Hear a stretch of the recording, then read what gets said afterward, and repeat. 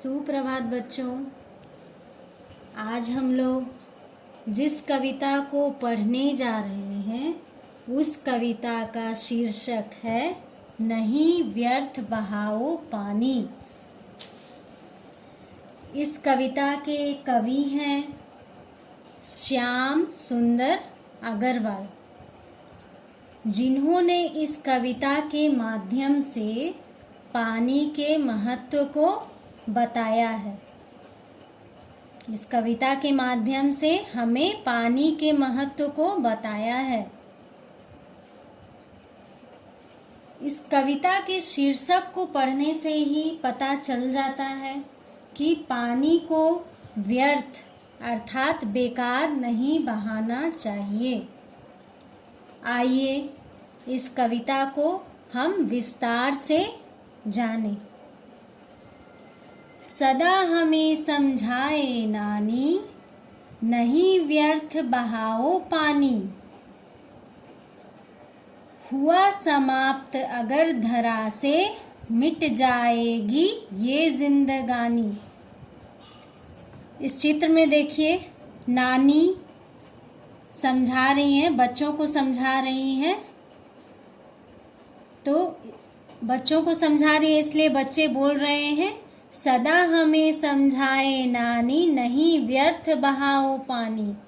नानी यह समझाती है, हमें रोज समझाती है, हमें सदा समझाती है कि पानी को बेकार में मत बहाओ। हुआ समाप्त अगर धरा से, मिट जाएगी ये जिंदगानी। मनुष्य के लिए जल बहुत ही महत्वपूर्ण है। बिना भोजन किए मनुष्य 7 दिनों तक जीवित रह सकता है, लेकिन बिना जल पिए वह 2-3 दिन में मर जाएगा। इसलिए पानी हमारे लिए बहुत ही महत्वपूर्ण है। हुआ समाप्त अगर धरा से, मिट जाएगी ये जिंदगानी। जैसा मैंने आपको बताया कि पानी पिए बिना हम 2-3 दिन में ही मर जाएंगे। प्यास लगने से हमें इतनी बेचैनी हो जाती है, आप जानते ही हो। इसलिए पानी के बिना हम नहीं रह सकते। नहीं उगेगा दाना दुन का, हो जाएंगे खेत वीरान। दाना दुन का अर्थात चिड़ियों की खाने की चीजें। जब अगर पानी नहीं रहेगा तो खेत वीरान हो जाएंगे, बंजर हो जाएंगे, उजड़े हुए खेत नजर आएंगे हमें। तो दाना दुन का कैसे उगेगा? फसल नहीं उगेगी, खेत में फसल नहीं उगेगी तो चिड़िया दाना कैसे खाएंगे? इसलिए पानी का रहना बहुत ही ज़रूरी है। पानी का बचाव भी बहुत ज़रूरी है। पानी का संरक्षण करिए।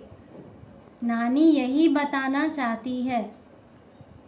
उपजाऊ जो लगती धरती, बन जाएगी रेगिस्तान। अगर पानी नहीं होगा तो हमारी धरती जो उपजाऊ लगती है, उपजाऊ है, वह रेगिस्तान बन जाएगी। जहाँ रेगिस्तान अर्थात रेत ही रेत, बालू ही बालू धरती पर नजर आएगा। बालू में फसल नहीं उगती। इसलिए पानी हमारे लिए बहुत ही महत्वपूर्ण है। हरी भरी जहाँ होती धरती, वहीं आते बादल उपकारी। जहाँ की धरती हरी भरी होती है, जहाँ पेड़ पौधे बहुत ज़्यादा होते हैं, अनेक पेड़ पौधे होते हैं, जंगल होते हैं, वहाँ पर आप देखोगे कि वर्षा खूब होती है। बादल उपकारी, बादल को उपकारी कहा गया है क्योंकि जो वर्षा होती है वह कैसी वर्षा होती है? भलाई करने वाली वर्षा होती है।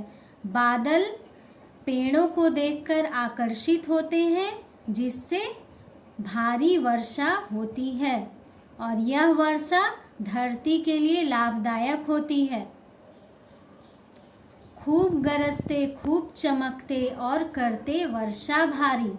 वर्षा, बादल पेड़ पौधों को देखकर आकर्षित होते हैं, आकर्षित होकर गरज गरज कर, चमक कर भारी वर्षा करते हैं, जिससे धरती उपजाऊ हो जाता है और उपजाऊ धरती पर अच्छी फसल उगती है और यह धरती हरियाली से भर जाती है।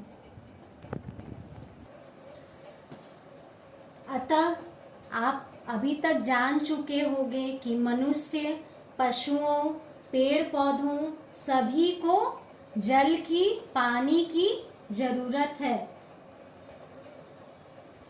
हरा भरा रखो इस जग को, वृक्ष तुम खूब लगाओ। नानी बच्चों को समझा रही है कि आप वृक्ष लगाओ। वृक्ष जब आप लगाएंगे, अनेक मात्रा में लगाएंगे, तो यह संसार, यह धरती हरी भरी हो जाएगी और पानी की कमी नहीं होगी। यदि पृथ्वी से जल समाप्त हो जाए तो कोई भी जीव जंतु जीवित नहीं रह पाएंगे। इसलिए हमें अगर पानी को बचाना है, पानी का संरक्षण करना है, तो हमें वृक्ष लगाना होगा, क्योंकि वृक्ष लगाने से वृक्षों को देखकर बादल आकर्षित होते हैं, भारी मात्रा में बारिश करते हैं, भारी मात्रा में वर्षा करते हैं, जिससे हमारी धरती उपजाऊ होती है। पानी है अनमोल रतन, तुम एक एक बूंद बचाओ। पानी हमारे लिए बहुत कीमती है, इसलिए पानी को बर्बाद ना करें। आप एक एक बूंद को बचाइए। पानी की एक एक बूंद आपके लिए अनमोल है, हमारे लिए अनमोल है। मैं आपको पहले भी बता चुकी हूँ कि यदि पृथ्वी से जल समाप्त हो जाए तो कोई भी जीव जंतु जीवित नहीं रह पाएगा, क्योंकि सभी जीव जंतु जल का उपयोग करते हैं। जल के बिना मनुष्य की जीवन की कल्पना तक नहीं की जा सकती। जल के बिना कुछ भी संभव नहीं है। प्यास लगने पर जब हमें पानी नहीं मिलती है तो बड़ी बेचैनी अनुभव होती है। इससे ही जल के महत्व का पता चलता है। आज पीने लायक जल को संकट में डाल दिया गया है। नदियों का पानी प्रदूषित हो गया है, गंदा दिखता है, गंदा हो गया है।